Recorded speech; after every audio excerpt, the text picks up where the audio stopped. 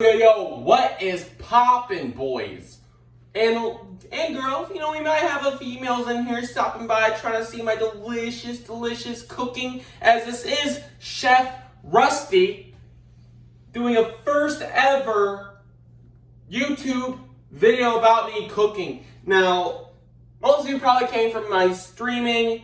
You're like, why are you ever gonna watch a gamer cook? Because, you know, when you're gaming, you gotta get that gamer energy, right? And the best thing about this meal, gentlemen, is it's a very romantic meal. So when you're trying to impress the lady, the special lady that you care so deeply about, cook this meal. If you do it right, things are gonna go your way, my guy. Things are going your way. However, if you're trying to be sophisticated, this also works. If you're trying to be, you know, a little bit of a guy with gains, trying to lose a bit of weight, like me, this is the perfect meal. And what I mean by that is a piece of New York strip steak. Now, how delicious does this look right now? Now, I know it's raw. I know, you know, Gordon Ramsay's like, it's fucking raw. I get it. I totally get it. However, it's not cooked yet. This is phase one. The things you need. The things are simple. You'll need a piece of steak. It doesn't have to be New York strip. I prefer pan-searing in New York strip because that's what I prefer doing, pan-searing than grilling. Keeps all the juices in. Yada, yada, yada. Get more detail in that.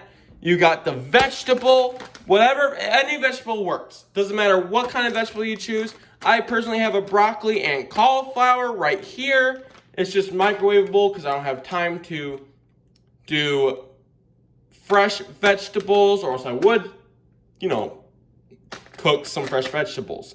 And lastly, the spud. And you can do this like an AP. You can keep it plain. You can fully load it. Hashtag future says fully loaded AP. You can fully load the spud and you're good. However, I will not be eating this, so you won't see me cook this. This is just microwavable. You can find these at the grocery store for a pretty good price. Microwave it, do whatever you want, add whatever you want to it. Salt, pepper, whatever. However, great add-on. Because all this together winds up to be the perfect romantic, the perfect sophisticated, perfect post-workout meal you can get. Maybe not the spud. Possibly that is where all the carbs are coming from. So if you're doing post-workouts, you know, eat a spud. You get most of your carbs from this anyways. Pretty much that's about it as we're getting into the cooking phase. All right, boys and girls. So the first thing I do before cooking is the ingredients. And what I mean by ingredients is for beef, keep it simple. Plain and simple. Keep it as simple as possible. Because the thing about pan-searing versus grilling or baking is it keeps most of the juices in the steak. And I'll go into that more when I'm cooking to give you kind of an example.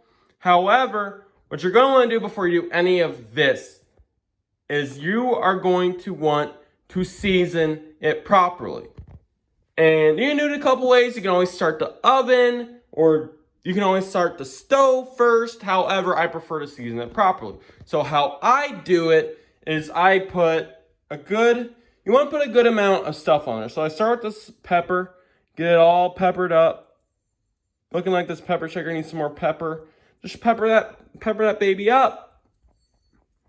Because the thing about pan-searing as well is a lot of the seasoning kind of goes away. Which means you want to put extra seasoning of whatever you want on there.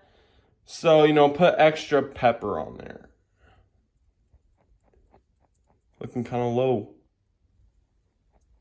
Anyway, so that's the pepper.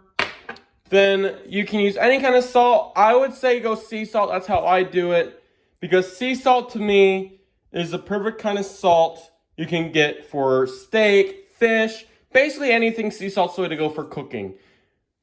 It's also healthier as well. So you want to put a good amount. And by a good amount, you want to put a good amount. Because if you didn't know, salt melts or evaporates in liquid or water. And when you oil the pan, what you want to do is put a good amount. Because that way, if half of the salt is kind of taken out of the equation, you have a good amount of seasoning. But you don't want to put too much on there, because too much is not good. Then the next thing you want to do from here is you want olive oil. Because what olive oil is a healthier alternative, because you're not frying it. So you don't need vegetable oil.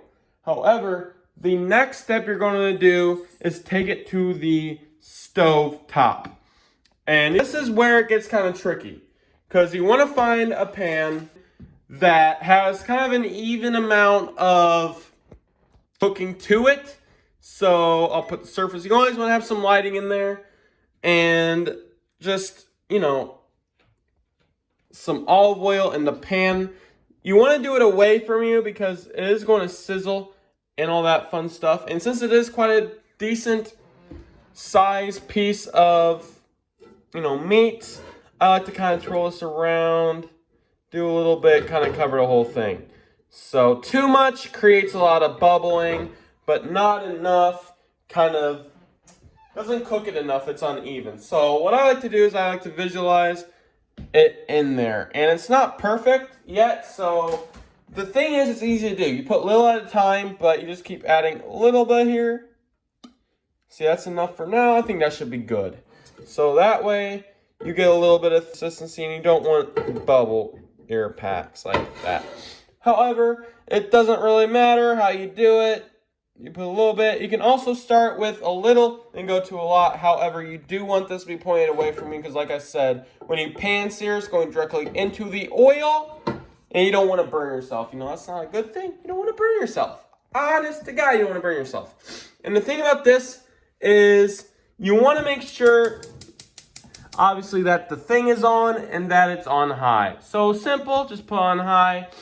You can kind of tell when it's kind of heated up when you can smell the oil in the pan.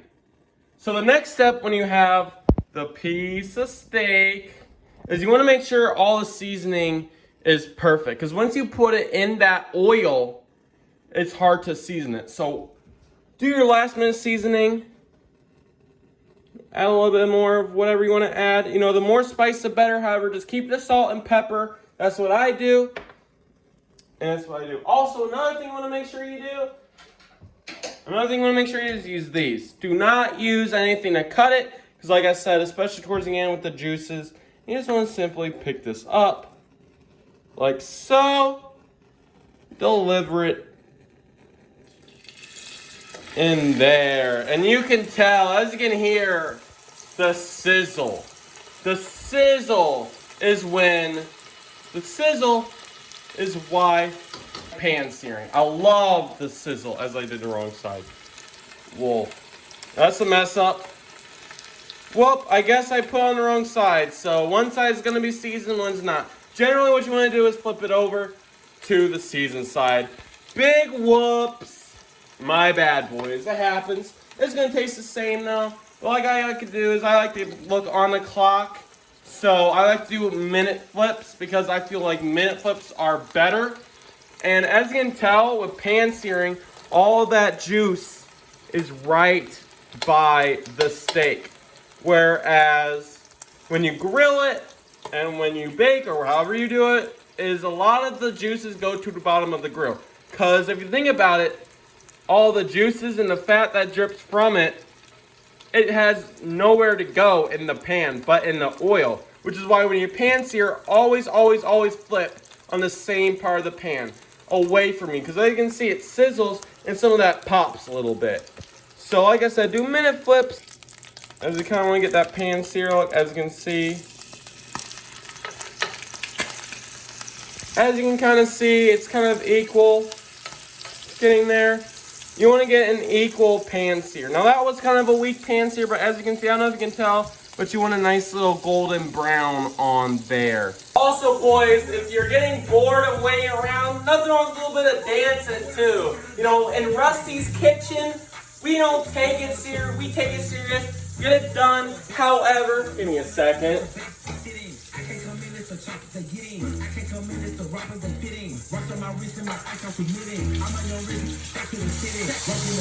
Hear that sizzle? However, when you're in the middle of it and you know you kind of want to, do something, take your mind off things, why not crank the radio up, have a good time, you know what I mean? Because there's nothing like, if you're not having a good time cooking, you're doing it wrong, you know what I mean?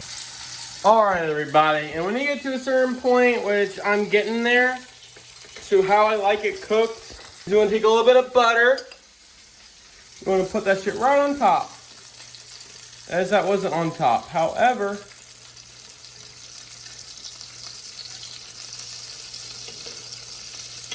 you know the gist. I messed up again. You want to put the butter on top, however, you can just kind of like soak it in there a little bit. This side's looking a little undone, so I'm going to leave that side a little bit more than the other, because as you can see with the flip, watch this, look at the wrist. Look at the wrist. Oh.